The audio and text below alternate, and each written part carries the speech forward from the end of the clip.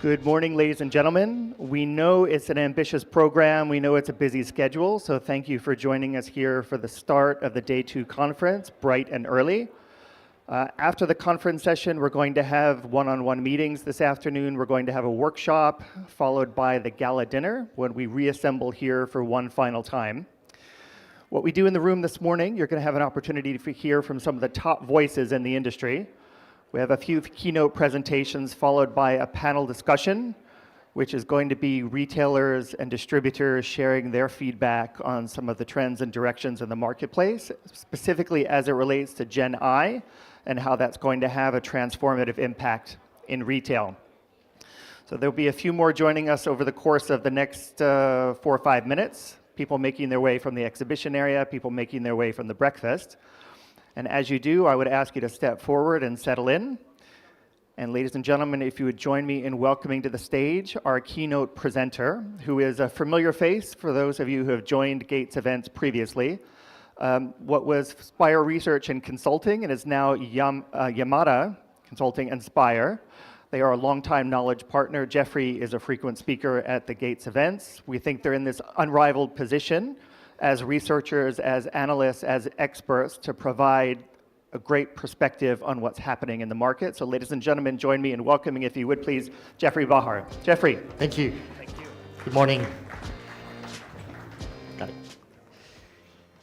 Good morning, everyone.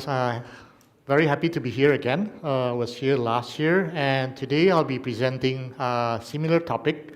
It's about the use of artificial intelligence for marketing and sales success in 2024.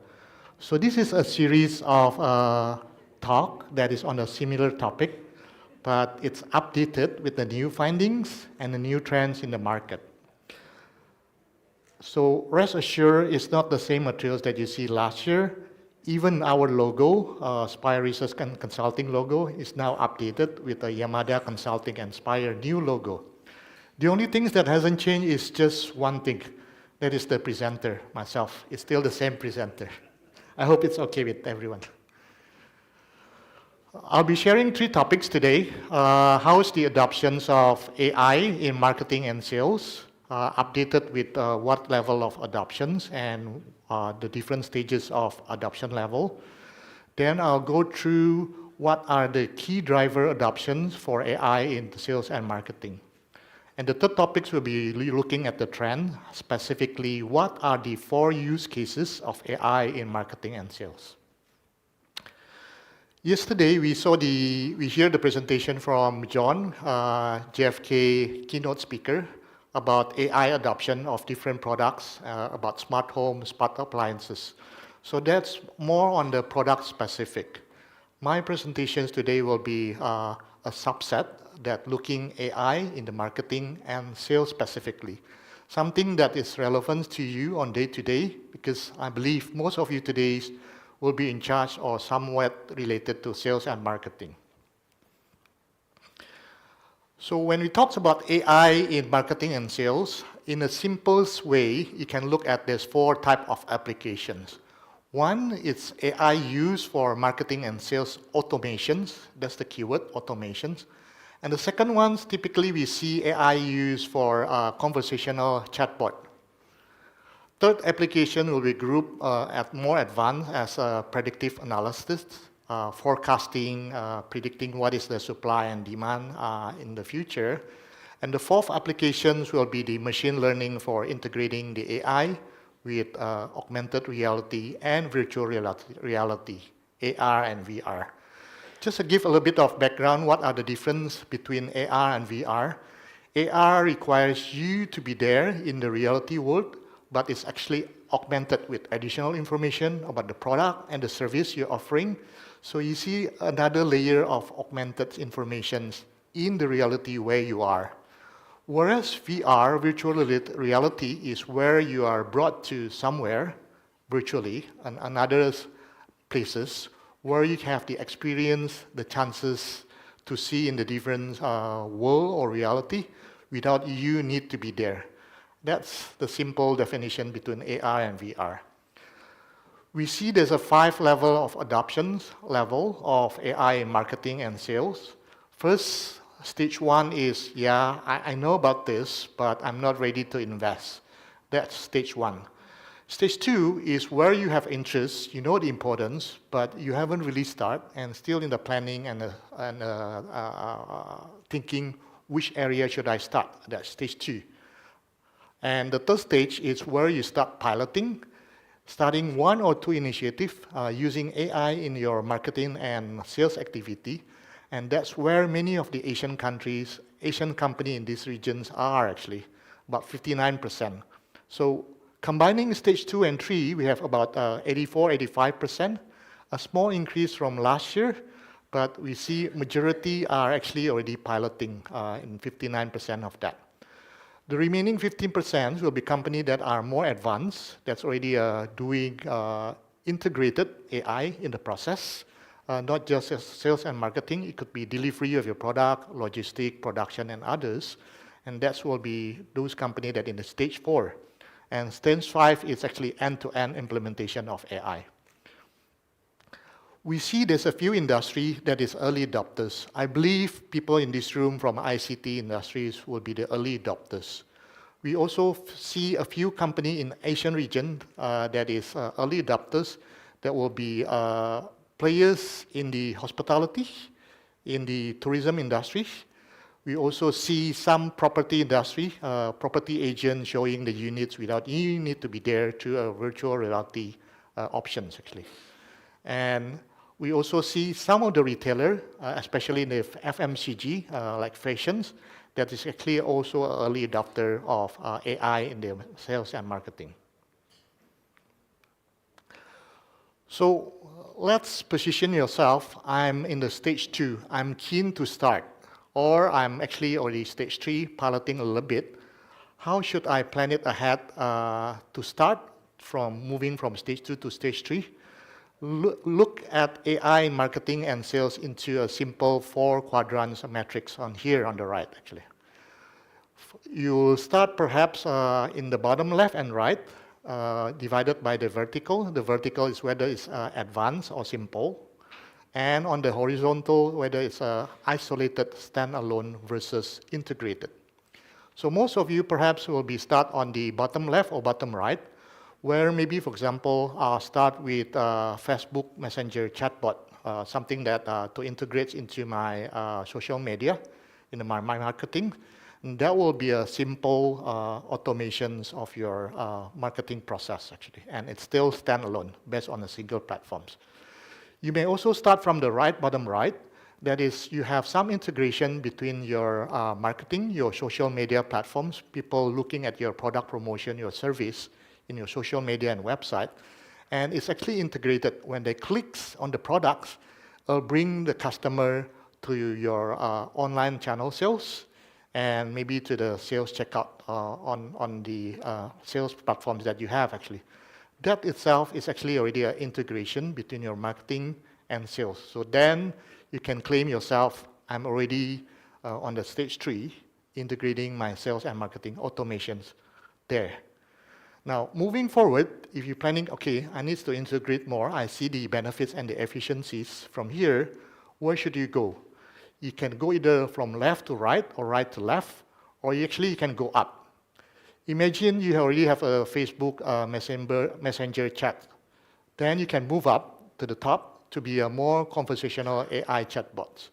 And you don't need to invent that. There's so many applications available that you can consider to moving up from a simple Facebook Messenger chatbots to more conversational. I'll give you some example of that in the use case. Or it could be you actually on the bottom right that you already have the sales and marketing some way link integrated, but I don't have the customer service chatbot. So you can move to the left, bottom left, or you can move straight to the top left, creating a conversational chatbots. Those are for people in this room that perhaps already on stage 2, considering moving to stage 3, and from stage 3, integrating with more activities, or even goes to stage 4. Those are the options that you have. Just keep in the simple 4 quadrants, position where you are and where you want to go for this year or next year. Now, perhaps some of you are still on a stage 1 or stage 2. I'm not so interested, or I'm keen, but I'm still reluctant to try something out, actually. So then, this hopefully will address and give you the motivation. These are the key drivers for adoptions. I'll present to you on the next slide what are the 3 issues that you will face day to day in your sales and marketing. First one is data overloads. You have a lot of data from your marketing, from your social media, website, knowing who visit your website, knowing how many people look at your website, which product that you know. So you have a lot of information on the marketing. But you also have a lot of information on your sales. I understand my customer who's buying through my online channels are this type of profile. But the challenge is a lot of these data are not connected between your sales data and your marketing data. And this is not integrated. Somehow you have to integrate them to understand and give you a good insight, personalized, so then the product offering to the customer could be based on what they need, based on what they see in the marketing on your social media, and link to your sales checkout counters, actually. The second driver will be inefficiency in your process of sales and marketing. There's too many manual tasks, taking orders, processing, passing the orders that you receive to your online channels, passed down to your productions, passed down to your delivery and logistics, and that is so much resources used. This needs an automation, and AI will help you on that. And the third common issues that you face is the limited reach. You have good products, but you have limited ways to reach your customer. It could be geographic boundaries because the channel is crossed in other locations where you don't have a retail presence, or it could be cross-border to another countries. I have good products, I like to sell to another countries, but I don't have a channel or partners there. That could be your drivers as well, actually. So then you need to personalize. This product is suitable in this location or in this country, but in other countries, I need a more personalized offering and also match with what is offered on the sales channels. So with these 3, if you have some of these as the challenge you already have a good motivation to consider adopting AI in your sales and marketing process. So remember, on the box of the process below, process chart, you have data overloads, so many big data, you have inefficiency, you have limited reach. You start putting in AI into the process in your planning stage, and it starts giving you the potential actions, whether it's insights, whether it's automation process, and that first 3 is what you need. But it's also important that you need to have a human judgment, intervention, that is still required in sales and marketing process as you adopt AI into the process. Because remember, AI is not a replacement of your sales team, marketing team resources. At least at this stage, it still needs a human judgment. So AI just seen as a powerful tools to help your sales marketing and to be more efficient, increase your outreach, and also integrate the data better. Next, I'll show a little bit about what is the trend, the 4 use cases for companies in marketing and sales, how they use the AI in different types of applications. Remember when I start, there's 4 types of applications, and I'll show some example of that in the next 4 case study. First one, it's an online computer. By the name of the company, I think you can guess what they're doing. They're based in US, and the use case is for the sales and marketing alignment and automations.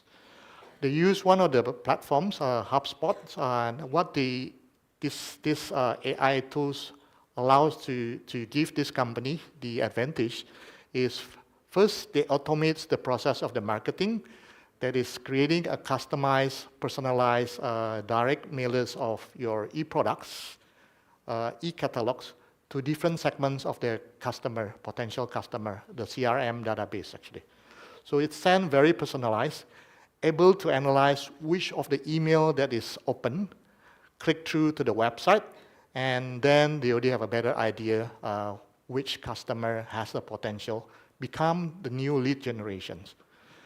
The platform also allow these companies to even integrate automation process of the sales actually, the lead generations handling actually, to arrange calendars through the click, arrange one-to-one, whether it's through email, phone calls, or even responding to some of the inquiries of the lead generation.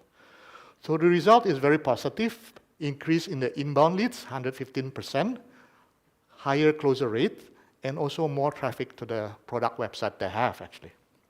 Now what's the catch? What's the takeaway from here? First is it gives this company the ability to personalize, to target specific customer with the right products, and also free up the resources more efficiently. The issue I presented earlier, what is the benefits of AI? And of course, there's a few others providers like Salesforce.com and many others that you can explore, not just this one. A second use case is a telecommunication company, Vodafone in UK and worldwide, and the use case is on the conversational AI chatbots. Typically for a telecommunication service company, they need to run a huge number of data center agents, and that is very costly. But it's the nature of the industry. When the customer, existing and potential customer, has inquiry about the product and the service, they need to make some clarifications. The easiest way is to contact the data center agents they have actually. And they start adopting one of the solutions from IBM Watson X Assistant that gives them the ability to do a virtual agent. So it saves a lot of costs to the company.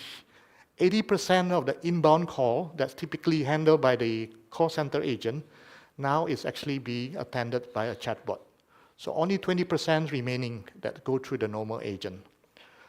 From the customer point of view, it's also okay for them because the customer feel, yes, I'm indifferent whether it's being handled by an agent, a personal agent, or it's actually handled by an intelligence chatbot actually. And customer also feel this is of a good value because before they make the purchase, they can easily go to the personal chatbots through all this intelligence system, and it get attended without the need to wait for 3, 5, or even 15 minutes before the call is being picked up. So customer is also happy. What's the catch? First, this is what I mentioned earlier, human interventions. Even they already adopt this in the process, they still need to regularly review what is the chatbot logs, and they also need to address the gap from the system by perhaps addressing some of the questions that cannot be answered or addressed by the conversational AI chatbots. And that's where the human intervention is still important and required in the process. The third use case is used by a well-known company, Samsung in Korea, and the use case is for their predictive analysis, demand forecasting. Typically in big companies and a challenging industry as this, where it requires the memory and components that are changing rapidly across the time, sales planning is done at least once a year. For this industry, perhaps you need a quarterly review of your sales planning and forecasting. And by adopting one of the solutions from AWS, the company is able to run repeat sales forecasting within 1 or 2 hours. That's very efficient, actually.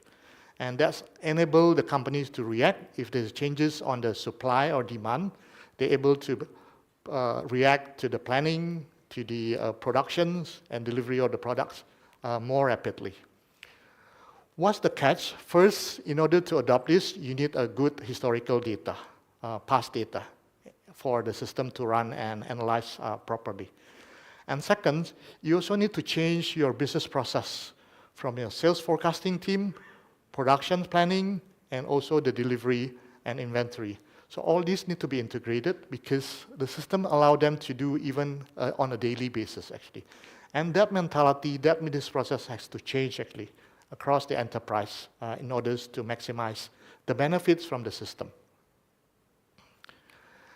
And the last use case is somewhere closer to us in ASEAN. This is a company in Indonesia offering a prototype. It's a drone passenger.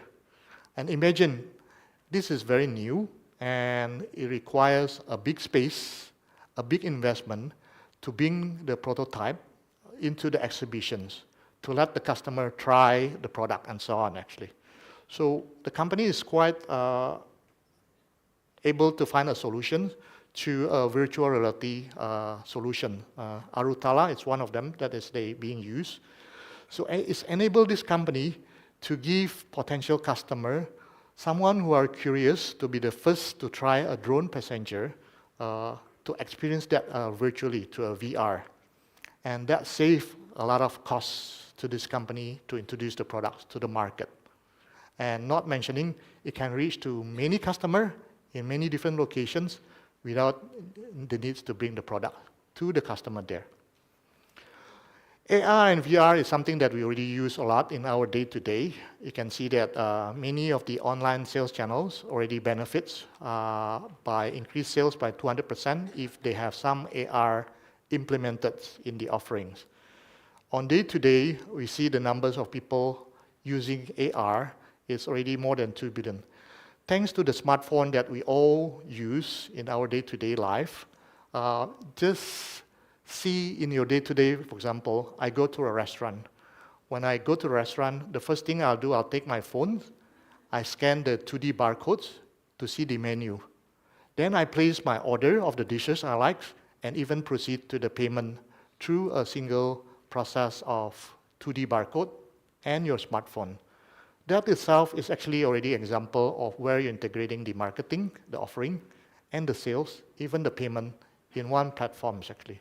And that's already part of our day-to-day life, actually, right? So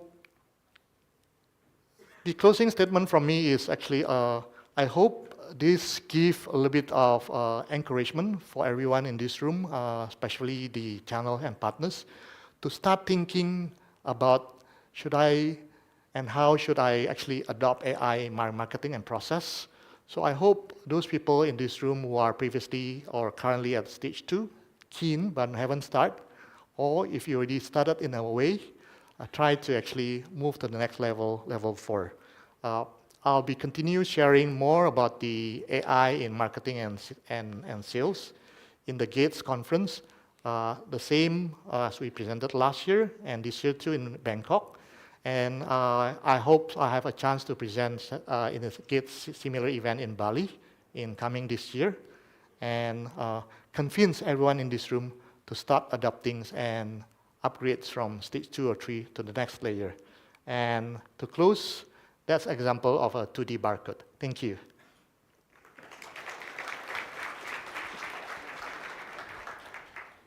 Jeffrey, thank you. Thank you. You cover a lot of ground, but it's a great way to get started here this morning. Our next presenter is out of this world, right? If you were with us at the Smart Pitch yesterday, you know exactly what I'm talking about. He is coming back down to earth for our presentation this morning. Let me just bring that up.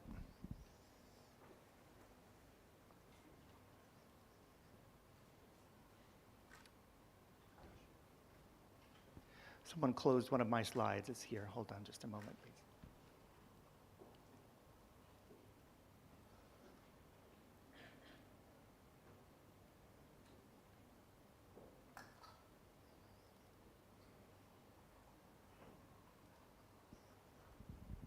All right, one more time. Our next presenter joined us on stage last night in a spacesuit.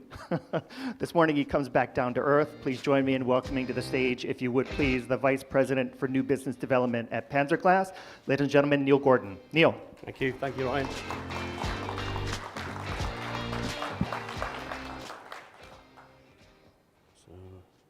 One second, go back. Hi guys, so thanks for inviting me here to talk about Panzerglass for the next 15 minutes. I'll try and keep it to 15. So what I want to do today is to introduce or reintroduce you to Panzerglass, to talk about what we're doing and where we're going as a brand. So first of all, a little bit about me, a little self-indulgent. So I'm the VP of New Business for Panzerglass, so anything new across the world in any of our verticals, from retail to refurb to corporate to private label, all flows through me and my team. Previous to my time at Panzerglass, I was 9 years at ZAG, and previous to that, I was 4 years at Griffin Technology. Previous to that, I was 4 years at Case Logic. So I've been in the accessory industry for way too long, I think. So Panzerglass, who are we and where are we? So not many people know that we are a Danish company. We're based in Denmark. We're from a place called Hinnerup, which is 2.5 hours west of Copenhagen. If you haven't been to that part of the world, go. It's unbelievable, so please take time to visit. Not only do we have an office in Denmark, but we have offices across the globe. So our second largest office is in Dubai, which helps us look after this region. But we have offices in America, South Africa, all the way across to Australia, which gives us the true position of being a global brand, but also with regional accents across the globe, which gives us, we believe, a great brand positioning to become the most admired screen protector brand in the world. We have a dual brand strategy, so we have Panzerglass, which tends to be more for flagship models, so Samsung S, iPhone, Flip, Fold. And we also have Safe by Panzerglass, which really does take us to the next level. And by that, I mean it looks after entry-level devices, mid-tier devices, can help to support the refurbished market. Really, really fast-moving, agile brand. So what have we been up to since we were here 12 months ago? We've been busy. We've been doing a lot of things. Matrix was launched, which was our first screen protector made from 100% recycled plastics, which for us is another huge step to becoming a really sustainable corporation. It was given Screen Protector Innovation of the Year by MWC last year in Barcelona. Super proud of this product. All-day eye care protection was launched. So it was a screen protector that in the day had anti-reflective properties, so when the sun bounces off, it doesn't damage your eyes. And also at night, it has anti-blue light properties, so we don't get damaged from the glare of our screens in the evening. We introduced D3O into our ranges this year. So those of you who don't know, D3O is a protective impact ingredient that goes into our cases, screen protectors and device protection. But it's also used in sport, in NFL, in motorsport, and also the military. So a really good ingredient for us to pick up as a protection brand. We launched our on-demand machine. When we spoke about this last year, we were in 0 stores. We had no penetration whatsoever. We're now in over 1,000 door fronts within the last 12 months. So from a standing start to be at 1,000, we're really pleased with that. And what sets us out from the crowd within the on-demand space is, I mentioned Matrix, which is made from 100% recycled plastics. So this is Matrix on demand. So all of the screen protectors that are cut by this machine are made from recycled plastics. Hoops. So not only did we bring a new product out, but we created a new category. When we looked at this, we thought, okay, we're a protection brand. We use our mobile phones every day. What do we use our mobile phones for? Taking pictures, filming videos. So we wanted to make sure the lenses on all of our mobile devices were really protected. We don't want dinks, bumps, or scratches on the lenses. So Hoops came about. Really, really proud of this brand. It's now become 10% of our turnover, which is great. Really good news for us as a business. But how's it selling? Really well. An APR in Europe added Hoops to their range, and their accessory turnover increased by 30%. So this is something new. If you haven't seen it, if you haven't played with it, go to our stand, B49, B50, and have a look at hoops. It really is an amazing little product. We've taken this area really seriously this year. We've developed our own sustainability and ESG department, headed up by our VP in Denmark, and that's all that team does. They're our police, so they make sure that we're doing the right thing, and they make sure that the claims that we're making are real. You know, all of us in this room, you know, we're in our businesses to do good business. For us, it's protecting screens. But we all want to protect the planet, you know. That should be paramount. And we believe a business like ourselves and a business like all of us, we are doing our best, and we want to make sure we keep pushing it that way as well. So ESG for us goes into 3 different spots. Passion for the planet, that's product. Tangibility, we make recycled products, we make recycled packaging. It all sits in that space, it's tangible. And that leads us to greater biodiversity across the world, which is awesome, really good. When people talk about sustainability and ESG, that's kind of what's in people's minds all the time. Recycled products that way. But we look at it from different areas. Positive embracing of diversity. That's people. So people are our biggest assets. And if we're not treating them in a more sustainable way, or treating us in a more sustainable way, then the message it doesn't go anywhere. So at Panzerglas, we're experimenting with the 4-day work week. We are currently halfway through, so every second week is a 4-day work week, and it's improved efficiency, it's improved productivity. Meetings are never allowed to happen without an agenda. We always have to have 50-minute meetings and not hour meetings to make sure that there's a gap in between meetings. And we've seen productivity really increase, plus happiness really increased. So it's a great place to work. You know, people that work in Panzerglas work with a smile.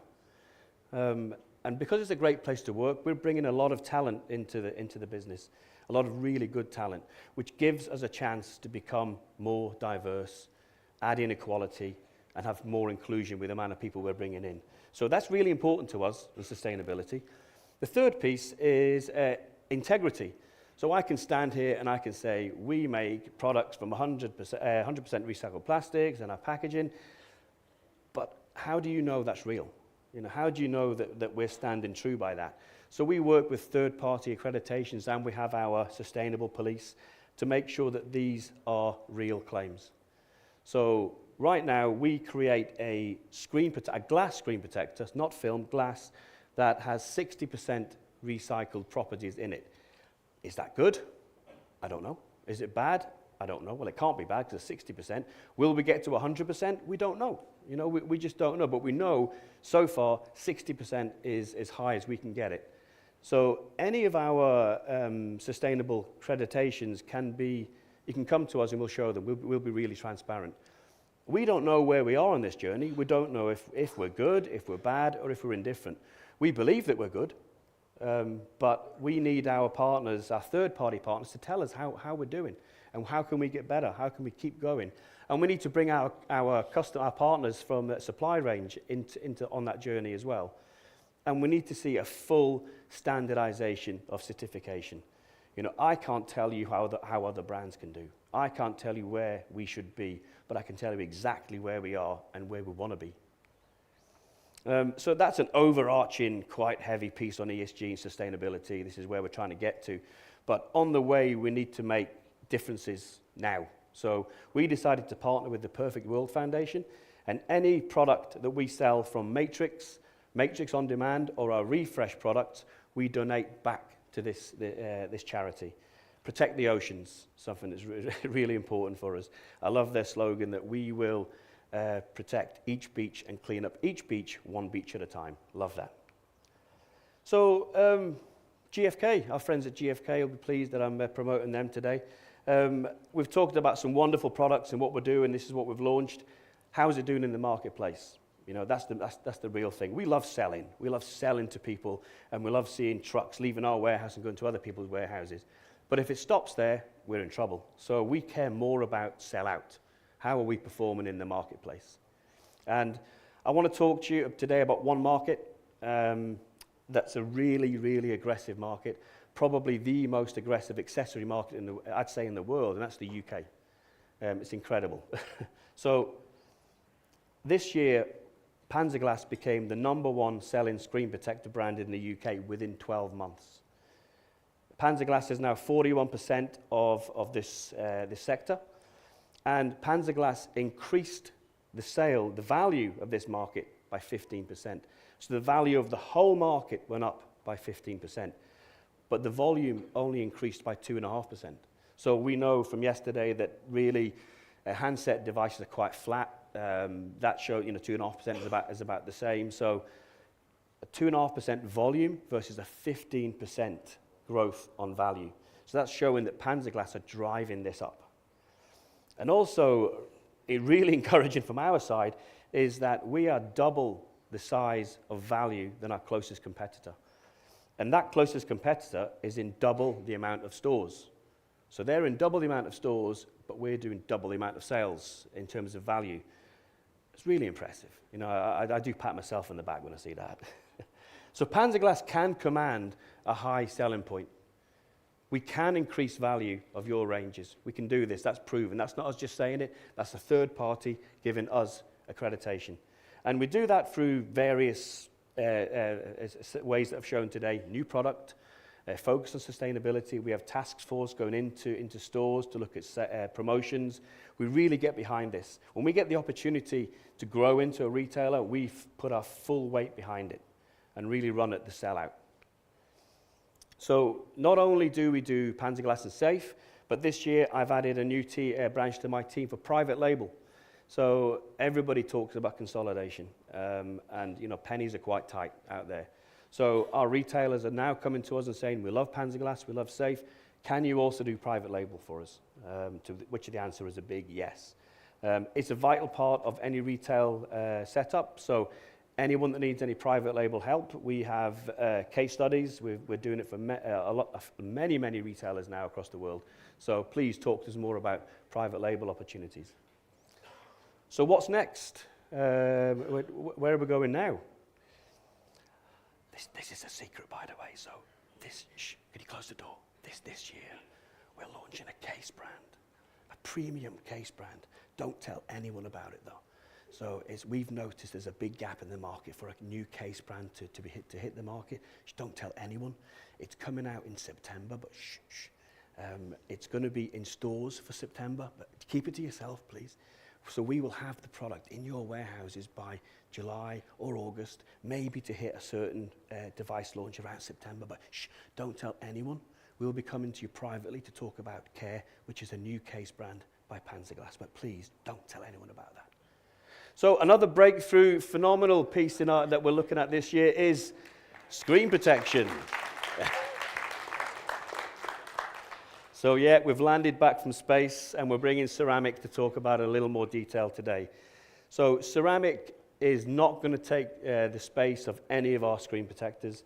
It is adding to our screen protection range. So we're adding premium to premium. We've shown that we can really sell at a high-end price point.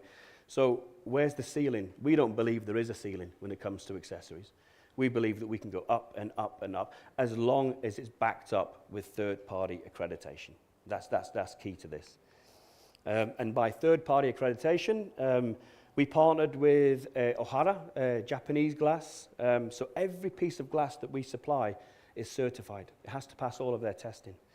It's 5 times stronger than our current Panzerglass, and it has a much higher transparency. It's used in aerospace, as you saw my friends from space yesterday talk about. It's also used in the photography industry, so in the lenses, so it has to be super clear. And the properties on it really are out of this world. Excellent thermal shock resistance. What does that mean? So in aerospace, things go up fast to be cold, and they come down to earth when it's really hot. So the glass, Ohara glass, has got to be super strong that it can contract and expand to accept that.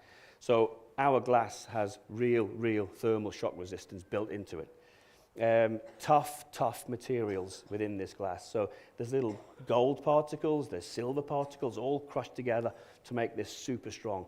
But also stupid transparent as well. With a telephoto lens, it's got to accept light and push out light super quick. This will do the same. Put this screen protector on your phone and it pops. There's no dulling whatsoever. The colors are bright, reds are redder, Blues are bluer, yellows are yellower. And it's got astronomical strength. Hope we got that point across. It really is an astronomical product. I won't go through the data. We can talk about this in detail, and I've just mentioned some of it. But one thing we don't talk about in the screen protection industry enough is edge strength. So when you drop a phone without a screen protector, it's normally going to be the edge that takes the brunt of it. When you drop a phone with a screen protector, it's normally going to be the edge that takes the brunt of it. So the screen will be fine because it's got a protector on it, but your screen protector will have edge damage. Ceramic has much, much higher edge protection. It's something that we focused on big on this screen protector and all of our Panzerglas range, but particularly in this one. And lovely packaging as well that pops off the shelf. So I've talked to you and I've reintroduced you to all of our brands, which is a lot more than we had last year. Panzerglas, we all know. Hoops, please, I'm really excited about Hoops. Please have a look at it and play with it. Get some samples from us. Safe by Panzerglas, really, really agile protection brand. Matrix On Demand, which we love. It's the world's first recycle store in Hub Store. Care, don't tell anyone about Care, please. That has got to just between us, okay?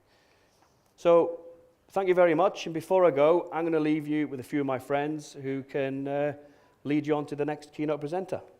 Thank you.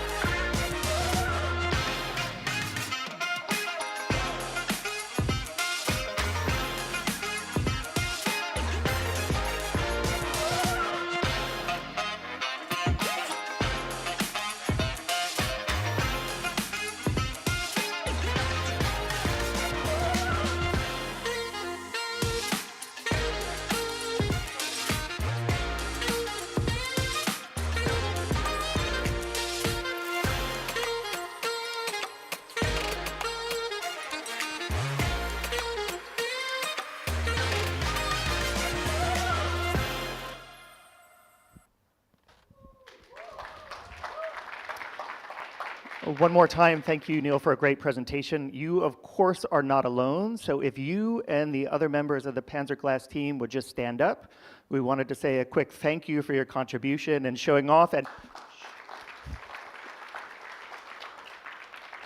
300 of your closest friends will keep your secret. Don't worry about it. Thank you very much for the presentation and joining us at the event.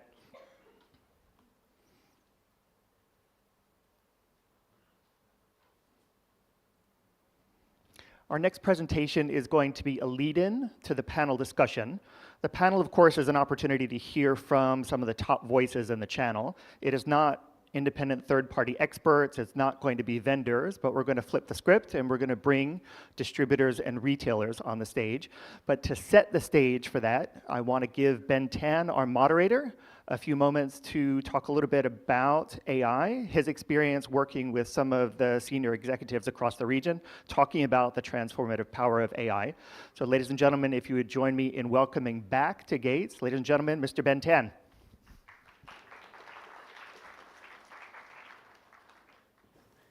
Sorry, Ryan. No problem. Thank you. A pause for dramatic effect one more time. Ladies and gentlemen, join me in welcoming to the stage Mr. Ben Tan. Ben. Thank you, Ryan. Good morning, ladies and gentlemen. Hope you had a good time here. I see a lot of great presentation.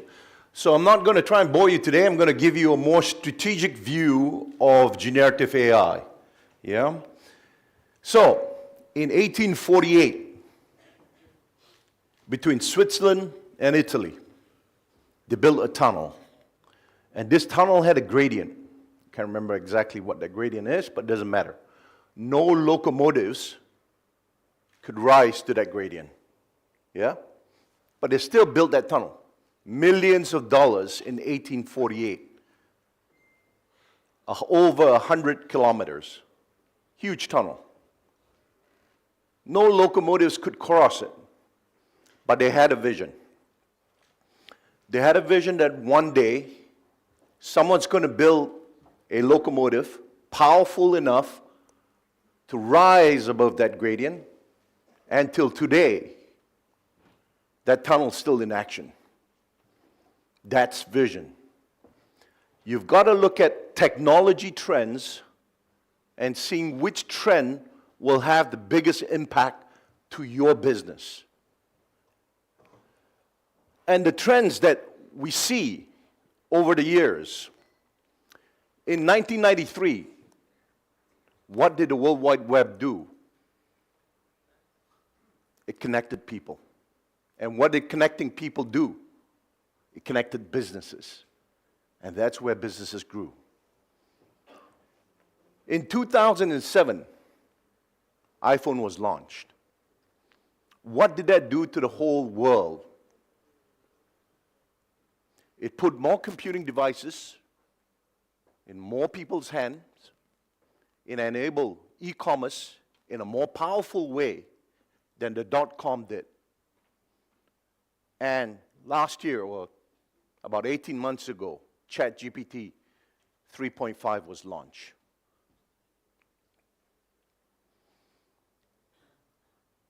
World Wide Web basically started getting people online, right? And therefore, e-businesses came up. Mobile phones basically started the whole cloud initiative, scalability. No mobile phones, forget about the cloud. It would never have been invented, right? AI, no cloud, no AI. And I'm speaking specifically on generative AI, right? Because to harness the power of the AI, you need data. And you need data in one location, not multiple locations. Secondly, you also need the compute power for AI. Okay, we're not talking about simple AI in terms of marketing AI, but we're talking about real value AI. You need the compute of supercomputers to be able to do that.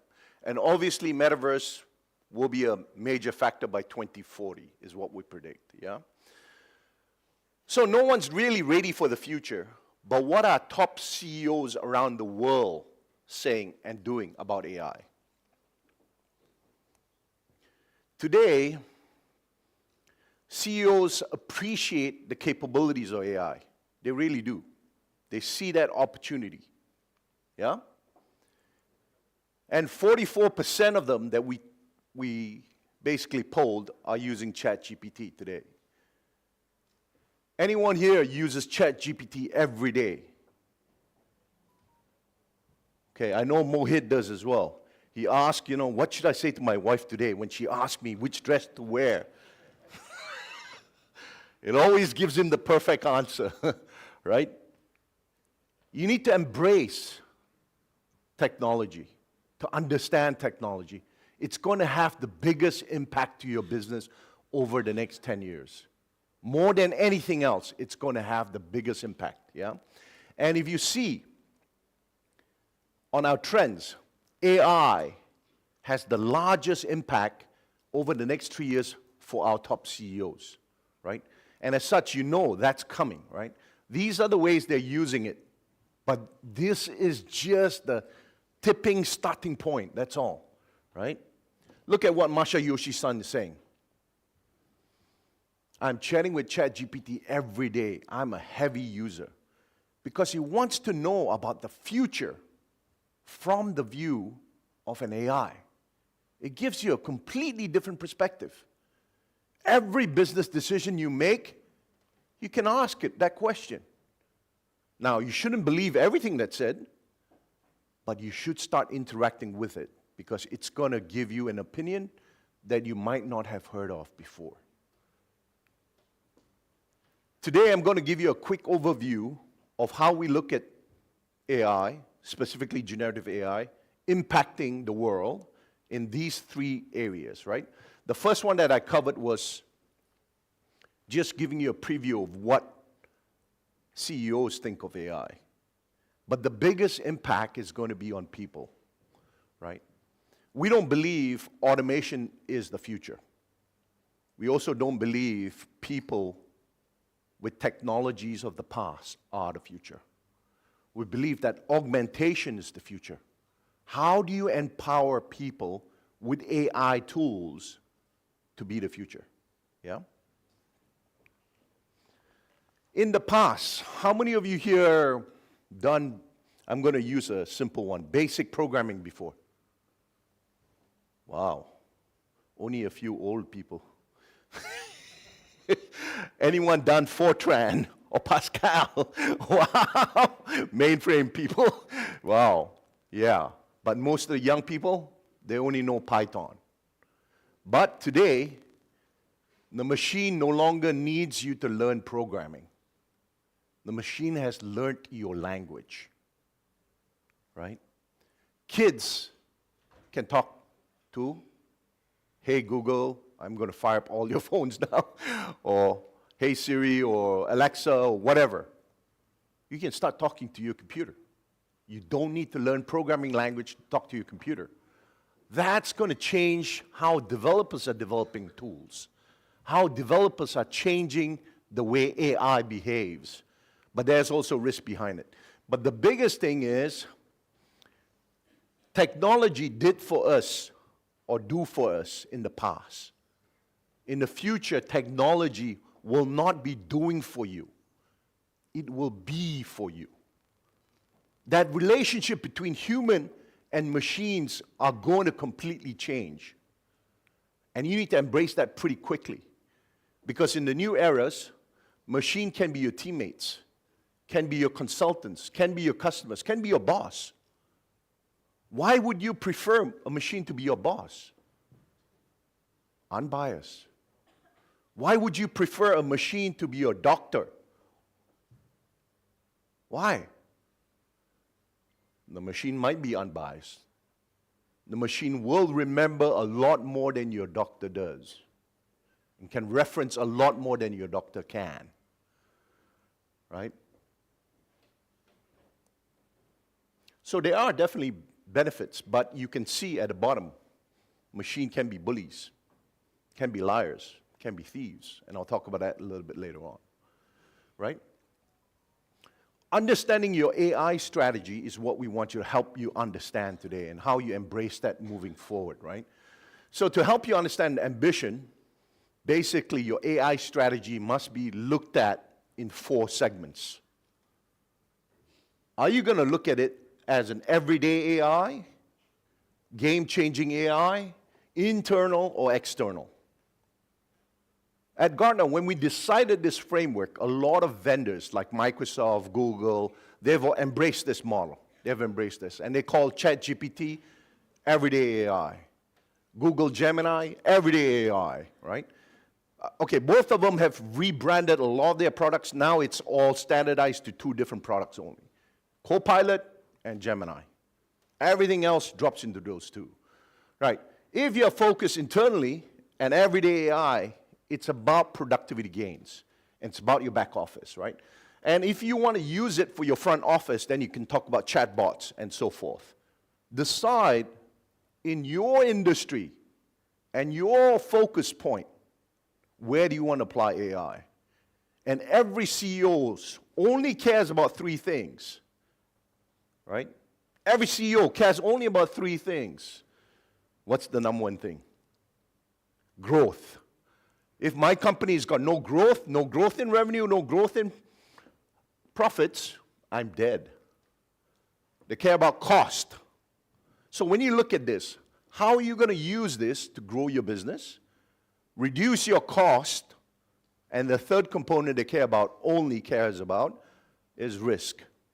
Sustainability and risk. How can I sustain this business, and how can I reduce the risk of failure, right? So when you look at that through that eyes, that lens of a CEO, and then you look at this, pick your opportunities. And I'll talk about a little bit of each of them moving forward, yeah? So when you look at everyday AI in the back office, especially something like GitHub Copilot, so GitHub Copilot will now help you do a lot of mundane coding, right, that you can copy and introduce in there. It reduces your coding time. It reduces your developers' boredom, because you're taking away the drudgery out of it, right? So think about all those things, yeah? But everyday AI will not provide a sustainable competitive advantage. And that's for people who have not started embracing AI, and that's also for people who are going to be embracing a lot of AI. Why is it not a sustainable competitive advantage? Because we predict in 3 years' time, 80% of the world will be using everyday AI. As such, if you don't embrace it soon, you're going to be left behind. If you embrace it now, thinking it's going to give you a competitive advantage for 10 to 30 years, it is not. But it's going to give you a competitive advantage at the starting point. So embrace it really quickly. It is going to have a big impact, yeah? So talking about game-changing AI, just giving you an example, right? This is a tool called Be My Eyes, okay? Part of the OpenAI platform. Basically using a mobile phone, pointing to a device or item, and it will tell you, it will describe it for you, banana, apple. Very useful. If you have a stranger in the room and that person's blind, it's also going to identify that stranger. Whether it's a friend, oh, it's your son that has just arrived, or stranger in the room, would you like to call 911? That changes people's lives and have significant impact. Top farmers that I consult with, today it takes about 1 year for them to develop 4 to 5 drugs. Yeah? With generative AI, they can do about 9 drugs in a year, right? So that time to market and speed to market has significant difference. When you choose your AI strategy, whether you choose a quick and easy one, like you're using public data, which is ChatGPT, Copilot, Gemini, the cost is fairly low. Introduction or time to impact is fairly quickly, because you can embrace it fairly quickly, right? But if you want to extend it with your data, it's going to take a little bit more money, it's going to take a little bit more time. But if you want to make strategic impacts, you've not only got to build your own data models, but you also have to build your own algorithms, and it's going to cost you a little bit more money, and it's going to cost you a little bit more time, right? So pick your strategies. Generative AI or AI is a very exciting topic, but it's also a topic that we do consult people with and let them know there are some issues you need to be concerned about. At the moment, generative AI is at the top of the hype cycle. For us, the hype cycle means this is the most exciting point for everyone. But it's going to come down through the trough of disillusion, because people are going to realize, hey, it's not going to give me the productivity gains you promised. It's costing too much. It's too hard to implement. There are some loopholes or issues with it.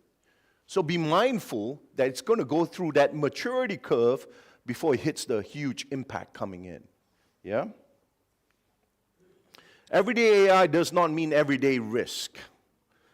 The risk or attack vectors increase significantly with AI, right?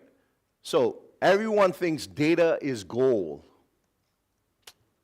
You got to add algorithms, you got to add formulas, you got to add blueprints, you got to add schematics, and one more, you got to add your people to that, because everybody else wants to steal that because it's gold. Yeah? Now, the dark side of AI, I'm going to go through this fairly quickly today because we want to get to the panels, and you want to hear the expert opinions from these panel speakers today, as well as allow you to ask questions, yeah? So there are two kind of attack vectors that we see. The direct one, most people know about, but the indirect one, most people are not aware of. Because now, generative AI, everybody can train the AI. What if I work at a bank and I train the AI to transfer money to my account through 300 different transfers, and I said, for this particular account, when finance asks for the consolidation, please remove that from the account. How are you going to audit that training on AI? Because you're going to now democratize AI, democratize development, because everybody can train the AI, your governance and your audits must increase significantly for AI, because now the attack vectors are completely different, yeah? Because the machine can be a thief, it can be a spy, it can report things to other people, because you can train it. Everybody can train it. So, with that, I'd like to ask Ryan to come back on stage, and I think we're going to have an exciting panel, but the future is really in your hands. Thank you very much. Ben, thank you for the presentation. I'm going to let you go, but just for 2 minutes. Yeah. We're going to change the furniture on the stage, so if we can bring the chairs and the tables to get set up for the panel discussion. Before I bring up our panelists and before I bring back Ben to moderate the discussion, I just want to tell you a little bit about the ground rules. There are none. We've told all the presenters this is the business they live and breathe every day. We don't want PowerPoint presentations. We don't want scripted or prepared remarks. We're not expecting them to present, simply be part of the conversation, to share their insight, to share their experience with us. So the conversation happens here on stage, but we also want it to be among all of us in the room. So the panelists are not speaking exclusively. At some point, if any of you want to question or challenge or share yourselves, simply raise your hand and we'll bring a microphone to you. If you do ask a question, we simply ask before your name, company, and country. Okay? In just a moment, we're going to get set up. All of the panelists, I'm going to bring them up in rapid fire order. I'm going to ask you all hold your applause until everyone gets settled here on stage, and then we'll recognize them once they're all up front. All panelists will be given a wireless mic. I'm going to ask you just to hold it anchored on your chin like this, because as you move left and right, we want to make sure the sound carries. So if you would take the microphone and just anchor it on the chin when you speak, we'd appreciate that. You see the panelists right up here. All of them are quite well known in the industry, the executives themselves and their companies, so they don't need much by way of introduction from me. So again, rapid fire order. I'm going to bring you up one by one. Please, in the audience here, hold your applause until everyone joins us up here on stage. So in the anchor position, Ben Tan, if you will join us back. You are the moderator for this session. Managing Director at SIS, Kun Som Chai, if you will join us in the second chair. We have from Sangeeta Mobile, Shubhaj Ji, if you would join us in the third position. From FPT Retail in Vietnam, Mr. Andy, if you would join us in that fourth chair. From OfficeMate, Kun Arti, if you would join us in the fifth position. And rounding out the panel and giving us the vendor perspective, would like to ask Mohit Anand from Honeywell, if you would join us on the sixth chair.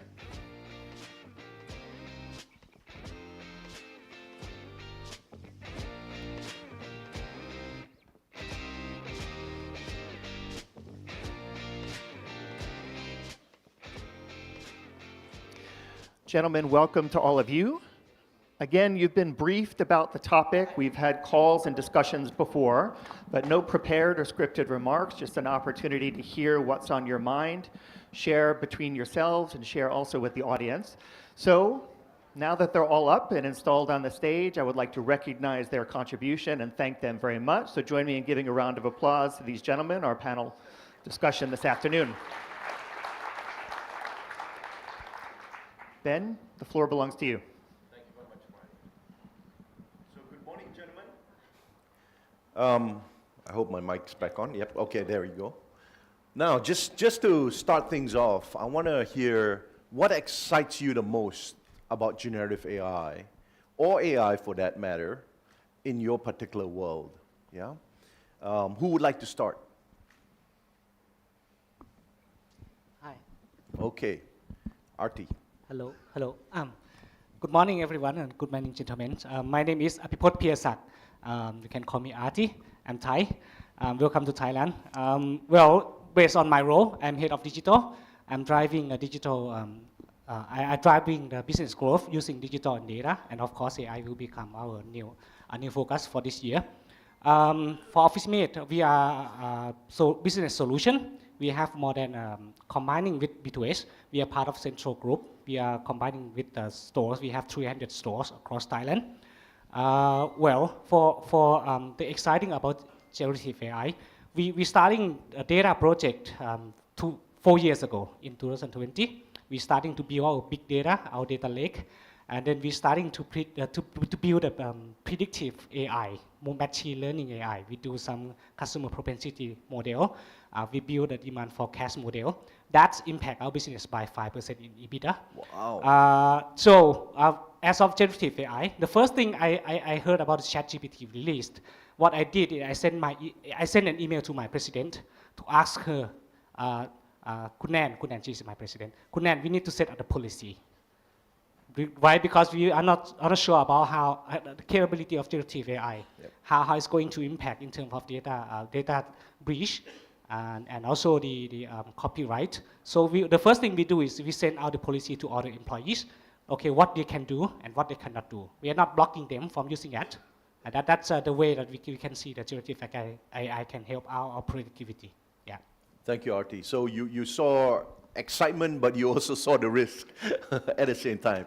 Fantastic. Who would like to comment next? Well, let me take this opportunity, Ben. Thanks for having me, to all the guys at Gates.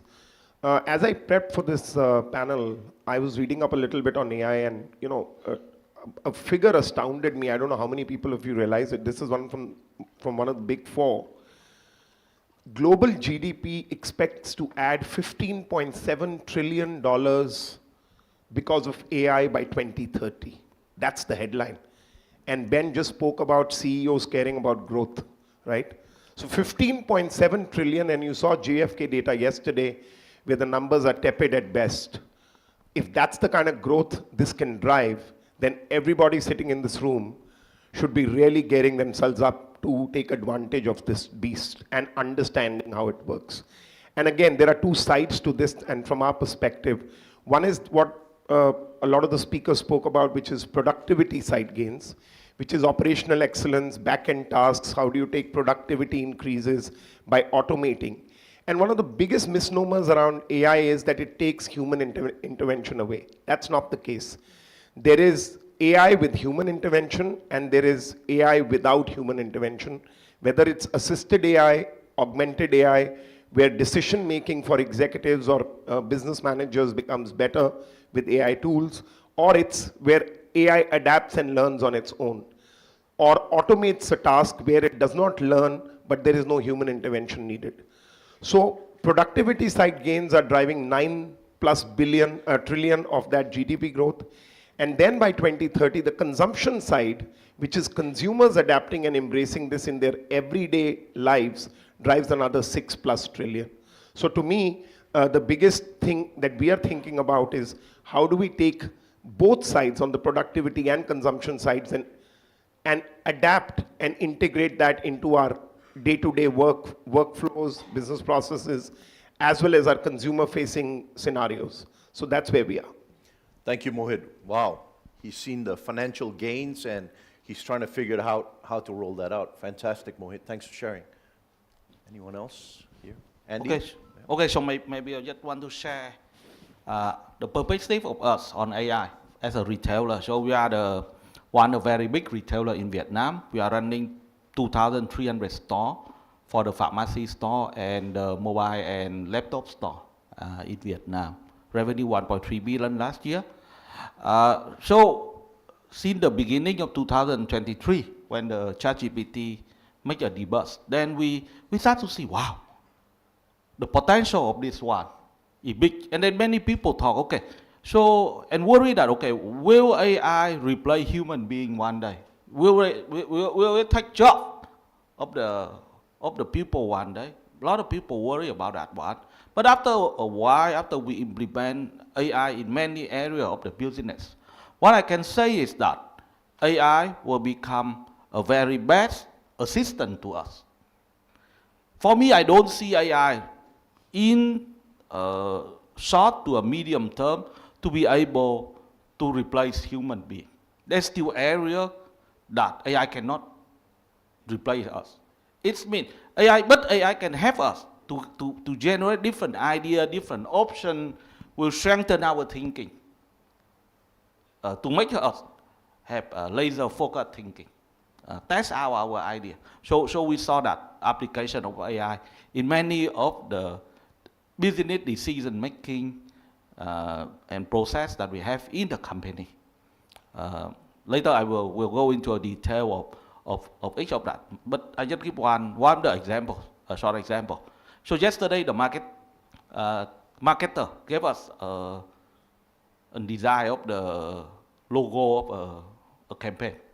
He said, "You look, it's okay or not okay?" I say, "I cannot give any comment. Run it through the AI.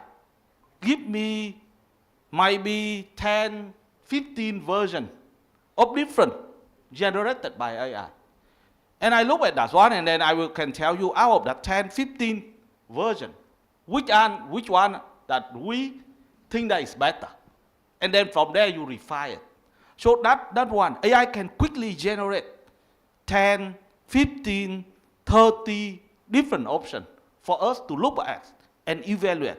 But finally, it still be human being to decide which one is the one that you want to vote for.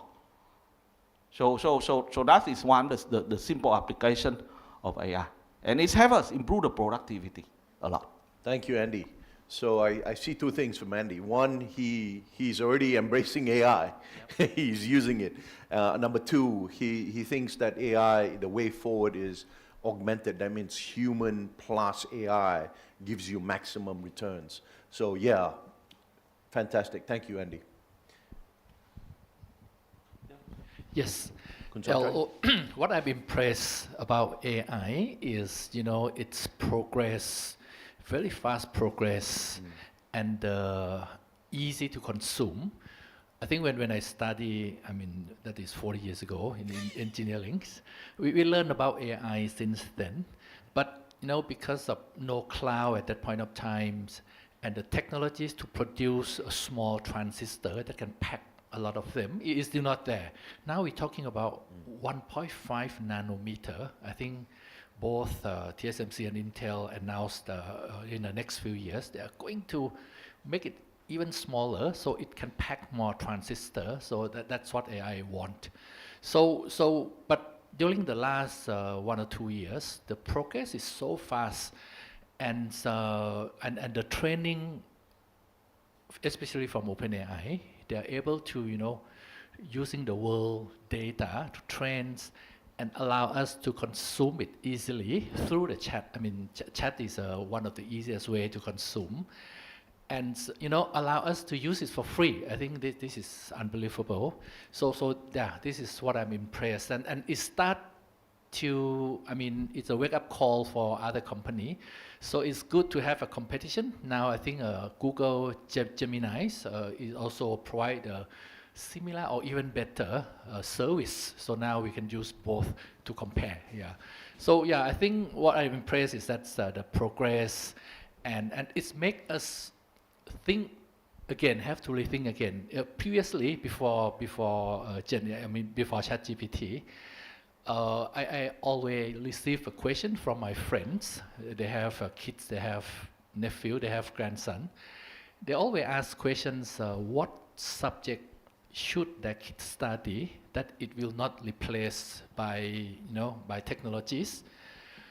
At that time, it was already difficult, but one of few suggestions is that maybe programming, computer science, data science should be one of the good career, because you involved in this.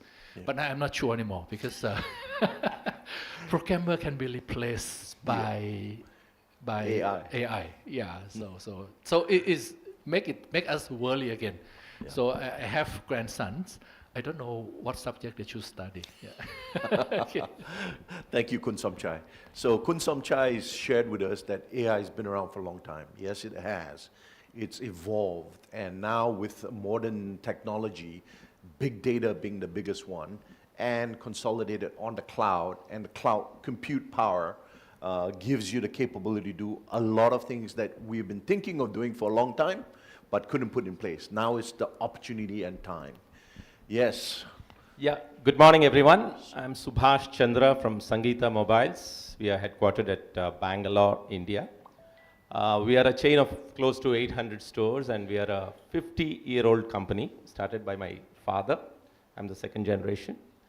So I must confess that when I am invited to gatherings like these, conferences like this, I come here more to rather to preach. I come here to learn. So I'm here today more as a student rather than to give some lecture about what we are using and how we are using, and it is amazing to look at your presentation and what all AI can do. Yes, as they always say, what brought you till here, the success that brought you till here will not lead you further, So though we are a 50-year-old company, unless we embrace technology and all the latest things, which we are doing, my son is already in the business. Fantastic. The third generation has joined the business, and he's working on all these things. Ideally, he should have been here instead of me, the gray-haired guy here. But anyways, so there are, as we go along, we will discuss. There are areas where I know, where I could talk about a little bit. For example, if I may straight away dwell into it.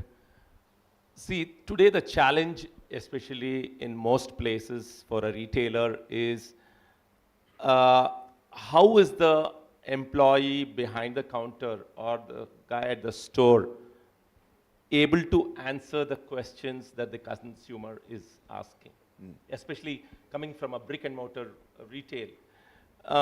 In the e-commerce space, the consumer is pretty knowledgeable, and with the click of a button, he is able to also read about the product that he wants to buy. Yep. But in a physical retail, he is actually depending on the advice of the salesperson behind the counter.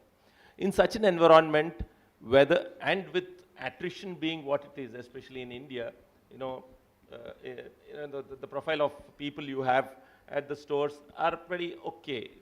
They can't be extraordinary, right? Transient role. Yes. And so what is it that he's talking to the customer, and what sort of questions are coming from the customer? What sort of answers is he giving? We have developed, or we have signed with somebody, we have just started using, where it's all capturing, recording, and sending it back to the head office as a text for us to work on it. So this is one of the things that we have recently put to use Very good. from the AI space. Yeah. Okay, so I got two things from you. One is he wants to know what's the value of AI. He's here to learn and see what are the values of AI and learn from everyone, right? Which is very good. And the second thing is he's started experimenting on it. And that's what everyone's got to do. Everyone's got to learn, everyone's got to experiment on it.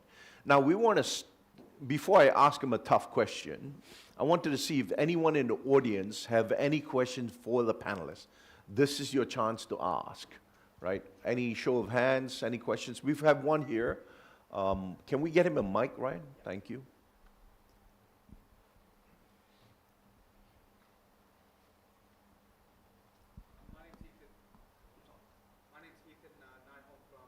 STM. We're on? From STM in Australia. Considering that everything that is run through most of these AI engines is open source, and basically once you run it through, everyone has access to it, how do you protect your privacy or ideas and all the proprietary stuff that you put through it?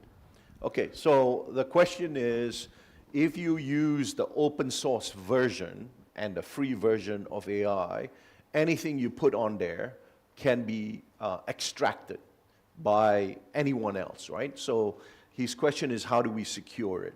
Anyone wants to take this? Yeah, Mohit? let me Kun handle Somchai, yeah, this, please. because we also represent AWS, lot of brands. AWS and Microsoft. Yeah, I think you are right. If you use the open, open service, like if you use ChatGPT, if you use, Google's, Gemini. they allow you, apart from, there are two things here. One is that apart from the public information, you can also upload your private information. So it gives you more correct answer with your data. And what I'm impressed is that the ability to upload your data is quite easy now. You don't really need a data science to extract the informations, and it has to be in the format, and you have to go through a lot of machine learning technique. Now that is unnecessary now. Now you can upload everything, every format you have. You can upload PDF, you can upload PowerPoint, or you can upload Excel. All you just upload, and then they will help you retrieve the information and present to you as your own data in addition to public data. But yeah, you are right, those are not secure. So this is why company like even Microsoft, they have their own service based on OpenAI because they invest in OpenAI, and then they guarantee. I'm not sure 100% we can trust them or not, but at least they guarantee that your data will be only for yourself to consume. They will not touch your data. Similarly, AWS also has, I think it's called Q. They just launched Q last year.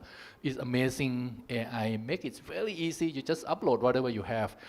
You can even point them to your, if you use Salesforce, if you use SAP, whatever you use, you point them to, they will consume the data and build, information and retrieve that information for you. Very easy to consume, very easy to use it. And again, they guarantee that this data, only you can access that. Yeah. Secured. It's only secure. Mohit, you had a comment? Yeah. So Ethan, I think you hit the nail on the head. There are huge intellectual proprietary concerns around using public tools available, especially with business critical data. Let's say you want to drive insight on consumer behavior, consumer purchase decisions. If you put that up on a public AI tool, that data is not secure at all. So therefore, if you go back to the presentation I think Jeffrey made about using tools that are more proprietary in nature, for example, Salesforce is doing something, or we heard HubSpot doing something, or Samsung doing something, and there were some case studies presented. We will have to, again, this is something that's more an explore and discover stage. We are, I think, even before the early adopter stage. But the only difference, in my opinion, that's going to happen is timelines on AI adoption are not going to follow the so-called quote-unquote traditional timelines. This is going to be severely crunched because technology will overtake it, and either you'll be on it or you'll get left behind. So just as you do with your people on a need-to-know basis, as a CEO or as a leader of a business, as to what information who gets and what decision-making happens, that's the same jurisprudence that you may have to apply as a leader as to which AI tool takes what. And that's why Ben spoke about the dark side of AI. So the good and the bad come together, and it's as business leaders, we'll have to play our cards and see which risks are worth taking. That's my opinion. Thank you, Mohit. So just to summarize that, one is you have to pay for it. If you pay for it, you can get it secured, and it can connect to many, many different things like what they explained. The other one is learning a new way of interacting with AI. And like I said, the machine and human interaction now is at a point where it's at its infancy, but you need to improve in that. And that is called prompt engineering. Okay? Do you understand prompt engineering? If not, I'll give you a quick, okay. Okay, so with prompt engineering for the broader group, it's how you ask the question and try to ask the question without your data. Or if you work for Sangeeta Mobile and you say, I'm actually part of Mohit Mobile, and Mohit Mobile needs a strategy on this. And then everybody thinks Mohit Mobile's strategy is this, right? So the prompt engineering, that interaction with AI needs to be learned and developed, right? It's another skill that you need to develop. Yeah. Correct. Thank you for that question. Any other questions from the crowd? Very good question so far.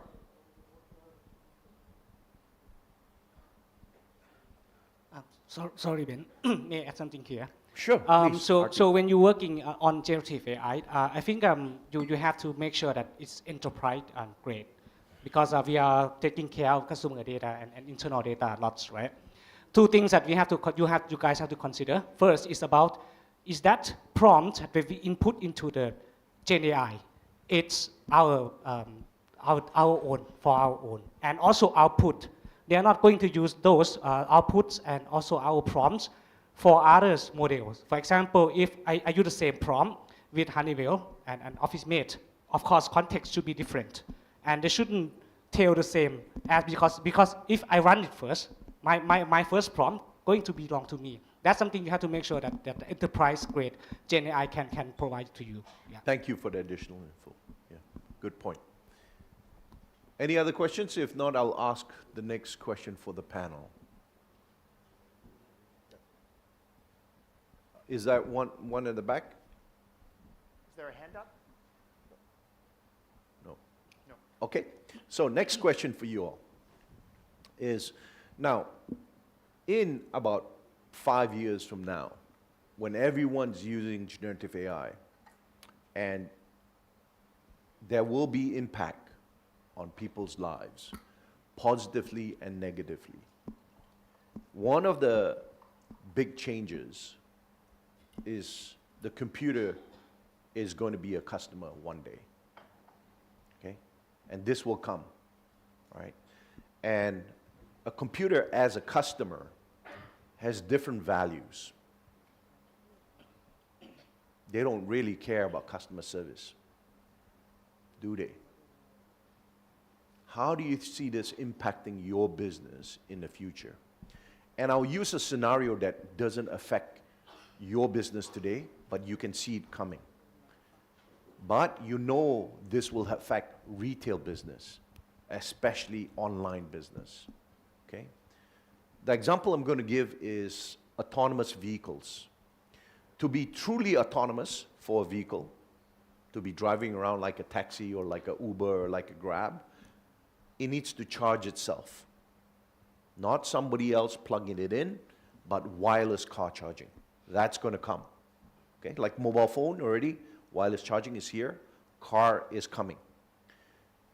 The car has to decide which location to go and charge, which is a computing device.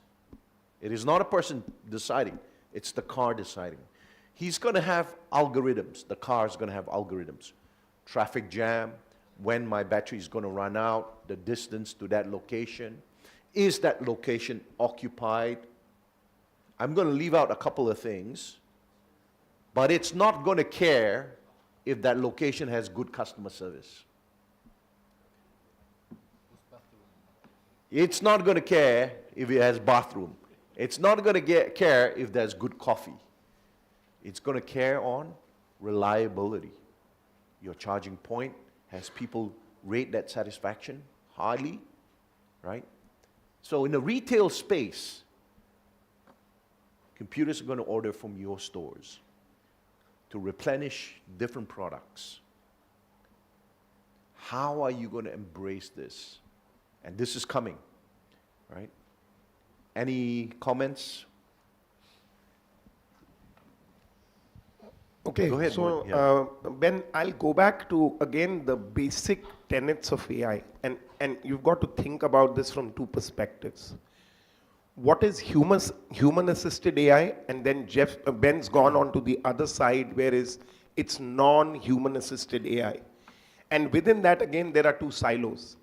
There is one silo where there will be non-human intervention-based work that's happening, but there is no improvement in the learning cycle of the AI engine itself.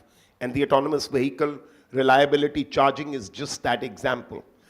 The AI engine is not going to learn how to charge faster, but it's going to charge progressively, standard operating procedure. That's understandable. But the real interest is, how do you take that and make it adaptive? And at retail, what's going to happen is, a consumer, let's say a computer or a bot is ordering for office supplies from a retailer for replenishing office supplies based on how many photocopy prints that office is taking. It's a simple case scenario, right? Now, that usage may go up or down, and that AI system has to adapt to that demand and supply ebb to be able to order so that it can ensure that the office doesn't run out of office supplies. That's where the real challenge is. And to overcome that challenge, again, what retailers I think need to do, or brands who are in the consumer business, a lot of us sell consumer accessories and electronics, fast moving goods. The trick again is going to be also to adopt AI at the back end on the productivity side and marry it to this consumption side to ensure there is harmony between these supply chains. This is typically what I think. Now, is that there yet? I don't think it's there yet. I think we're still a few years away. And how this will turn is a little bit of crystal ball gazing at the moment. But that's the challenging that's confronting a lot of people, and the answer to that will lie in this marriage on the productivity side of AI versus this adaptive non-human intervention-based interface as to how that adapts and synchronizes both systems. Thank you, Mohit. Good insight. Any So, other comments? Yeah. When Ben asked the question, actually I was thinking, in this scenario, it will be like it's the extinction of human being. Because it means, actually for me, when I see AI as an assistant to human being. But AI will not overrule human being. That's the fundamental that we should understand about AI. And I believe that human being we are smart enough and will evolve so that we still be in control of the AI. So AI will never replace human being.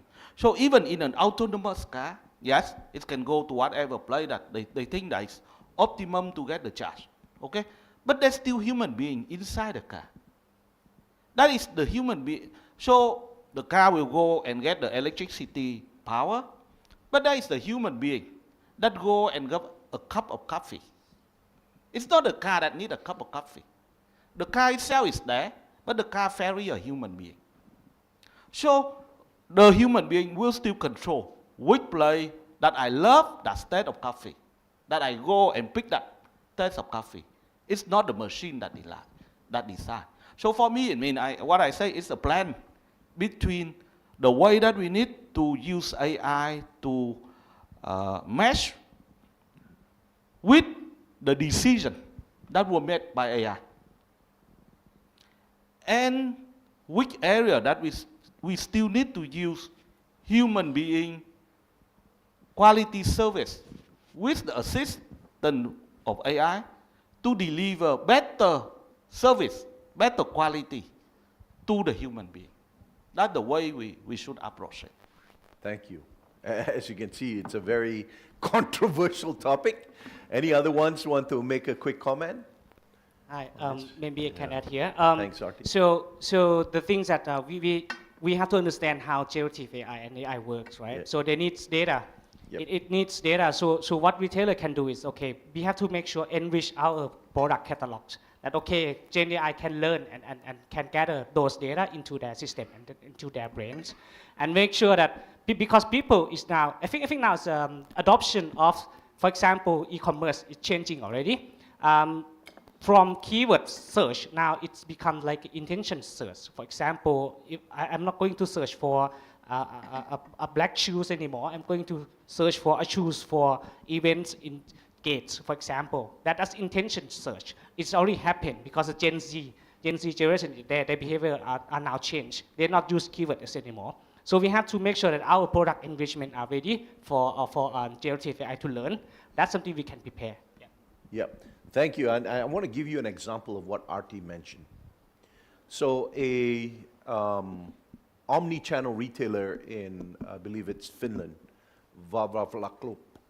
I think I may have pronounced it wrongly, but it's a Finnish name.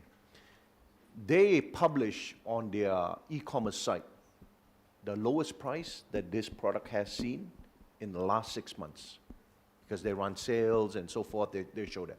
They show how much they sell per month. They show how much inventory. Now, this is meant for human consumption. But this data point feeds in to an AI consumption.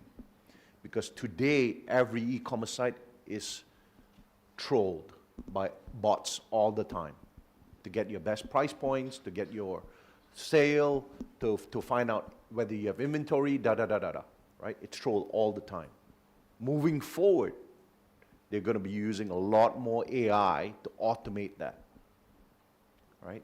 So when you provide these data that are feeding to the right AI, you can influence the AI to buy from your location. That's kind of just extrapolating what you said. Yep, yeah. Very interesting point. Thank you. Yeah, I think when our customer change, as been mentioned, from human to computer, we also need to change. We need to learn.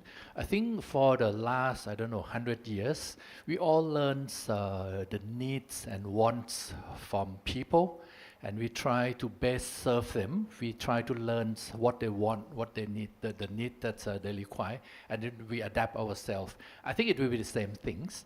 So when our customer change to computer, we need to learn on what computer wants.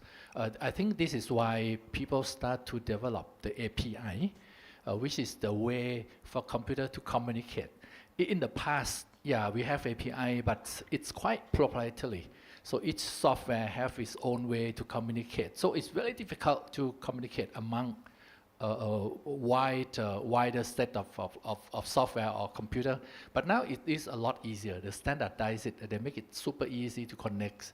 So I think this is one of the way that they already prepare for computer. You can talk to another computer easily. You can get information from another computer easily. So we need to relearn. This same thing happens in many industries. I think car industry is one of them. It takes, those car company 50 years or 100 years to learn how to perfect their engine, which is a gas engine. And this knowledge is useless for a future. Moving forward. You need to be expert in battery. Yeah. You need to be expert in DC motor. This is why, those companies might have problem if because we start from square one again. We start at the same time. So what you accumulate for the last 100 years is not useful for things now. So I think you bring a good topic that we all need controversial topic to learn in your piece. Yeah. Yeah, because like Andy said, maybe not everything is going to go full automation. Same thing with electric cars today. In the US, that sales have come tanking down because electric cars are not good for long distances, right? You'll never see that on a long haul ship, a cargo ship. It'll never be full of batteries because you take up too much space. It will never be for airlines because you take up too much space, the weight of the batteries, right? So, it's probably going to be a blend at that time. You have some automation, you have some AI augmentation, and some still requires a human being. Right? I know it's controversial. There's no one can be, like you were saying, Mohit, it's crystal ball gazing, right? So it is, right? Yeah, and to your point about electric vehicles coming down, and Jeffrey made a beautiful point around the curve of adoption, and I think electric vehicles are going through the trough of disillusionment right now globally because everybody's realized that, at beyond a certain distance, it's just not drivable, and there are and especially in our part of the world, how many charging points do we have except for maybe some of the top cities like Singapore or down under, but otherwise we have really no infrastructure to back it. Yeah, good point. So any other questions before I ask my last one to the panel? Excuse me. You want to make a point? No, I want to make a point. Yeah. In fact, last week, Mobile World Congress happened in Barcelona. I used to attend it before COVID every year. This year I could not. One of my representative attended on behalf of Sangeeta, and he called me up from there and said, the entire Mobile World Congress is nothing but AI. Okay, and then I was asking him, okay, what did you learn? He said, most of it is going over the head. But one thing is sure, whatever, everything and whatever you want, AI will do it for you. It's a very, very laymanish language I'm talking. Yep, it's okay. There are all experts here. I'm probably not as literate as the others as far as AI is concerned, but I want to understand, whom do we approach if I have to get a solution for an 800 store retail chain that has been in existence, and because one never thought that, I always believed all my life that common sense and human intelligence, I never thought about artificial intelligence. We thought only human intelligence is required. Today, artificial intelligence we are having to depend on. So who is that expert who could, come and, I just want to throw that. You asking me or the panel? maybe the Subhash, panel. I don't think there is one silver bullet. Especially, I'm speaking because I've known your chain for many years. We partnered together in our past, in our Microsoft days, Ben. It depends on your critical business process that you want to attack. For example, if inventory, which is a huge concern for you guys, given what happens in the mobile phone industry, then there is a set of people available that will attack that process. If it's more about training and development, because given the attrition that you mentioned, and I know what happens, 1 in 3 guys take an offer letter and don't turn up even on the first day, right? That's the level of attrition. It's called abandonment. 1 in 3, they don't turn up at a retail store. So then the process is different. So you will not have a silver bullet. And my suggestion in the software industry, they say build the stack. I think in AI, you'll have to build the stack for each business process rather than make wholesale changes and make it all come crashing down. Because a lot of the stuff that's being thrown about is great on Mobile World Congress demos. And we all know how those demos work. But in real life, when you try attempting those systems, believe me, there are 2 ex-Microsofties on this panel who spent many years there. So it's a little ways away. Okay, so I'll give you a different perspective. You should not find a solution or have a solution and then find a problem. You should be finding the problem first and then find that solution for it, which is what Mohit was trying to say, basically, right? So the problem or the challenges will always be the same, and always focus on these 3 things that I talked about.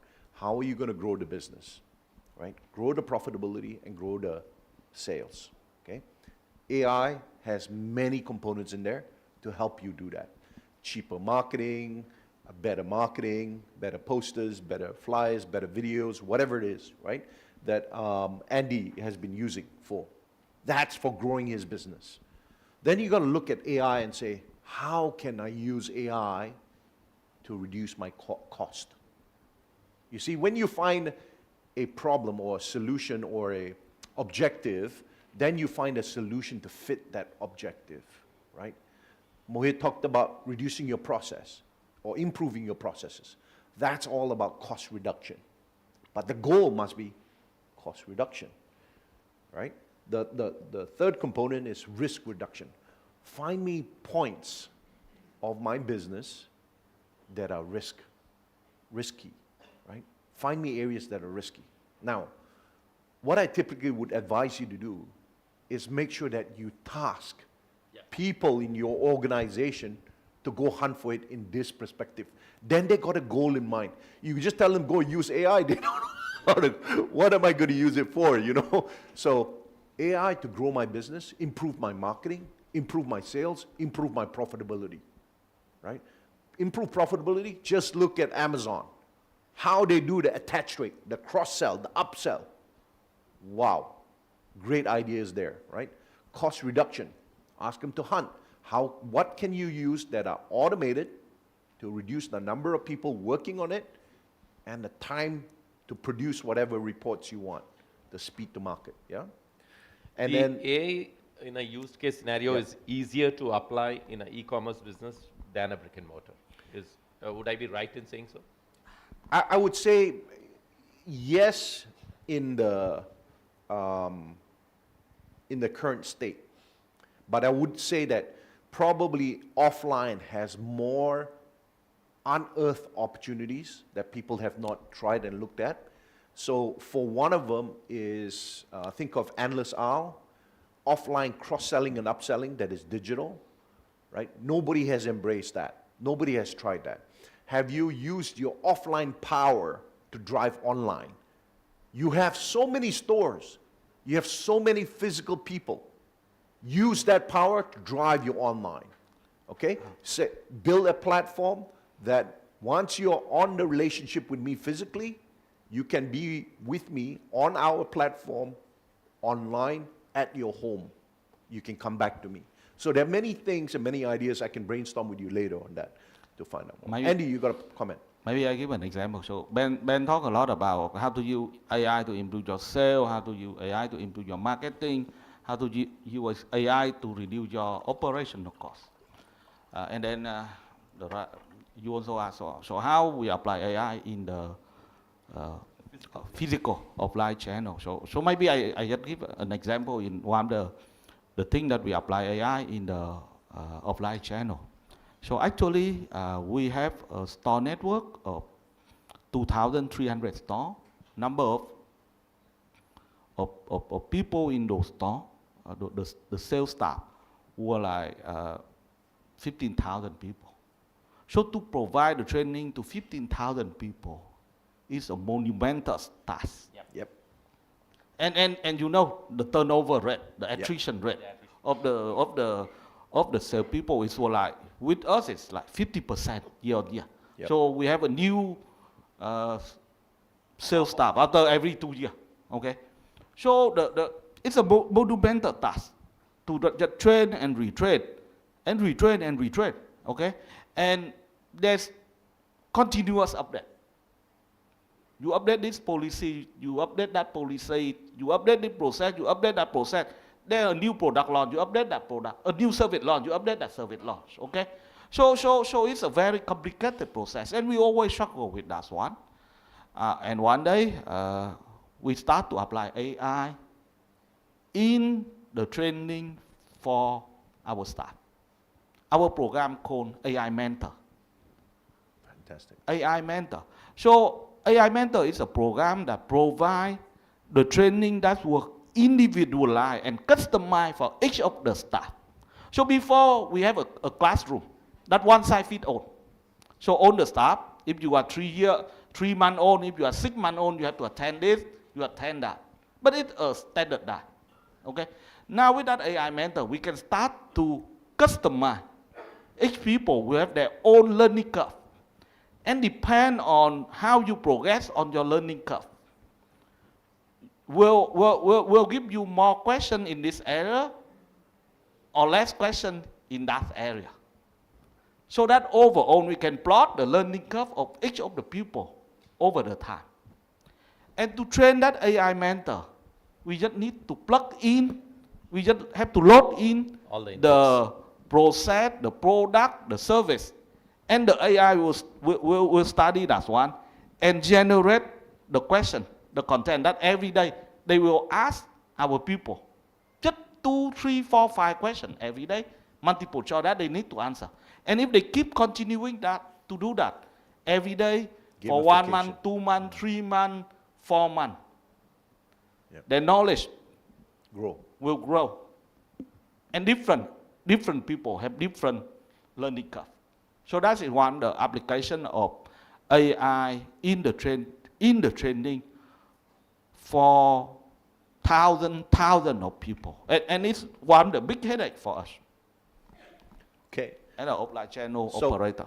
I'm going to wrap up here and ask the last question for the panel, unless there's any question in the room. No? Okay. Last question for the panel is, after the discussion we had today and what you have seen from all the different presenters, give your final thoughts for the young people here today. What should they do in regards to AI for the young people here? Okay, who would like to start? Advice I'll for the answer young Somchai's question. He gets a lot of questions. He said from family, friends, of careers to pursue. I'll tell you this, with the advent of AI, rather than the sciences, I would suggest look at liberal arts as the future for your education and skill set, because that's one space that will be hugely in demand as a skill set. Because it will never replace by the AI. Yeah. So that's yeah, I know. So liberal arts is harder, the way to harder. go. Yes, definitely harder to replace than an accountant. You know, a psychologist and an accountant easier to replace with AI. You know, yeah, good point, Mohit. Thank you. Someone else? Yeah. Comment for the me, young people. For me, the advice that you have to feel comfortable working with the AI. AI is a fancy word. ChatGPT fancy, but actually, when you really start talking to ChatGPT, it's not that straightforward. You have to learn. You mentioned about the prompt engineering. You have to learn how to chat, to talk with the ChatGPT, so that the ChatGPT understand you better, so that you can give the question more accurately, and the ChatGPT, because they understand you, they can answer you more accurately. Correct. So it's a learning process. And for young people, what I would say that learn that technique, how to talk, how to have a conversation with ChatGPT, with AI. That's the Thank you. Thank you. that's the most difficult. We have to live with them. Thank you. Like our friend, our buddy. Thank you, Andy. Ask the right questions is what I got from you. Yep. Be precise in your question. Yep. Thank you. So AI will give you the right answer. Yep. Yep. Thank So, you. so maybe I have a quick one. I have 6 years old son. So the things that I grow my son here is okay. First, you need to be creativity.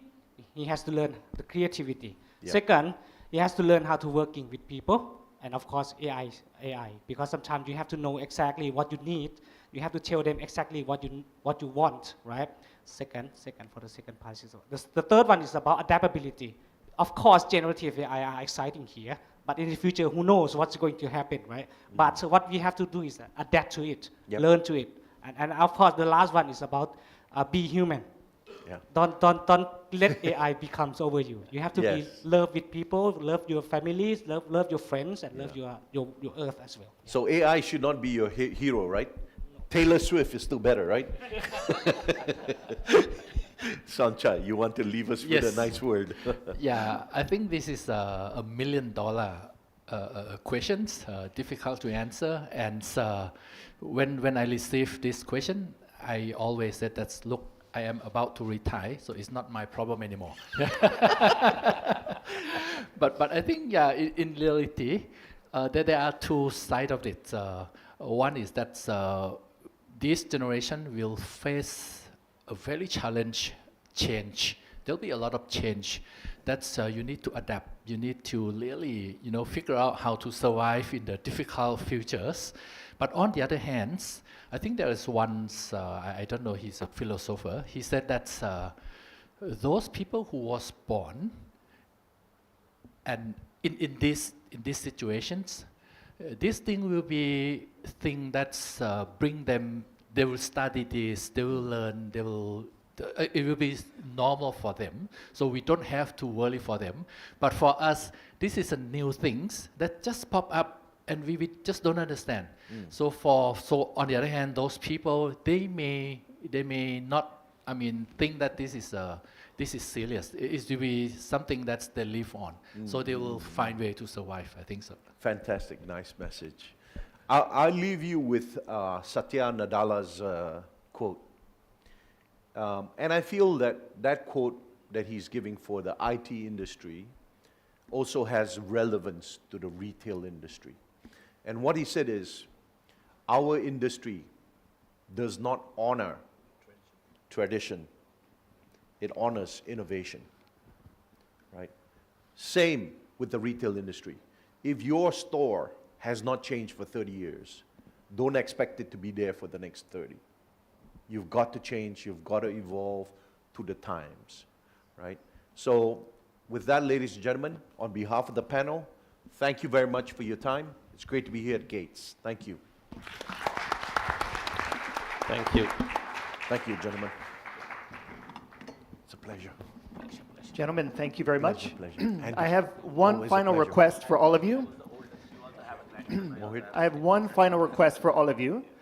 You can leave the stage, but stay 5 minutes if you would, because we'll do photos Okay. all together, because I know the minute we all disperse, we will never get back together at one place one time again. So you can exit now, but please do not leave the room. Just stay 5 minutes with us, okay?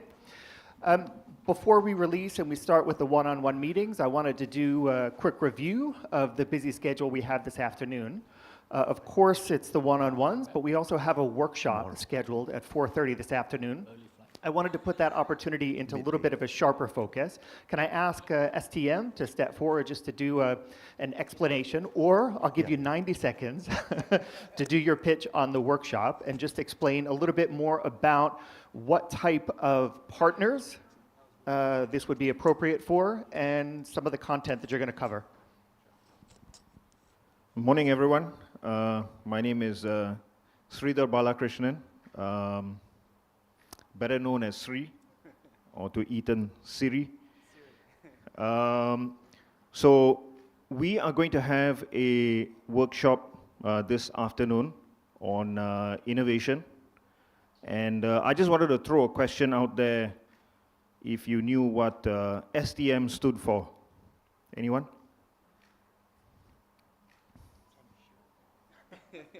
Smarter than most. And that's got nothing to do with my level of intelligence or smartness. I'm sure my wife would agree.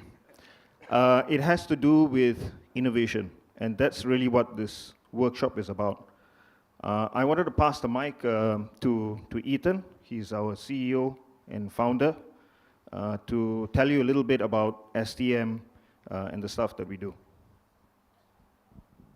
I guess one of the really interesting things, especially from the panel about AI, is innovation. When we normally think of innovation, we think about product innovation.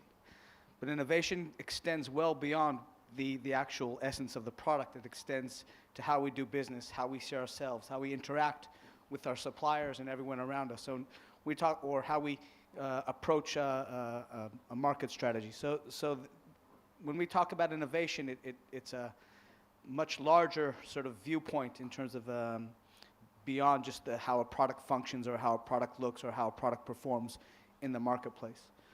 We started in 1999, so we're 25 years old this year. So we've experienced a lot of the changes that have happened in the industry, or whether it's the internet, whether it's global financial crises, whether it's everything else in between.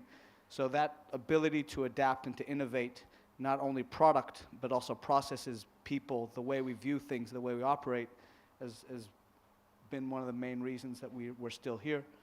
And what we would like to do today is focus really on the product innovation, but that's not the only innovation that we work through. So we have a workshop that starts at 4:30. I'd like to invite, it's by invitation only, but if you're interested, please come see me or any of our team members, STM crew. If you're still here, please stand up.